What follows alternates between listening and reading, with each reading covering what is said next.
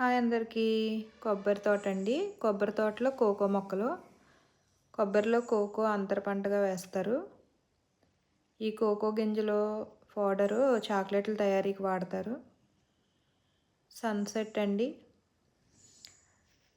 పొలం దగ్గర సన్సెట్, ఇంటి దగ్గర ఏమో సన్ రైజు వీడియోస్లో.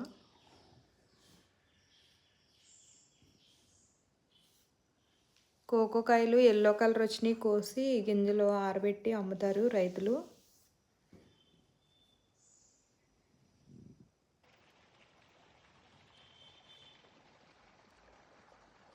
చేనుకి నీరు ఇలా బోధల ద్వారా వెళ్తుందండి మొక్కలకి. కొంతమంది డ్రిప్ ద్వారా పెడతారు, కొంతమంది ఇలా బోధల ద్వారా పారేస్తారు నీళ్ళని. బోధలో నీళ్ళు చాలా క్లియర్గా ఉన్నాయి. చిన్న చిన్న గడ్డి మొక్కలు కూడా అడుగునివి బాగా కనపడుతున్నాయి క్లియర్గాను. బాయ్ అండి.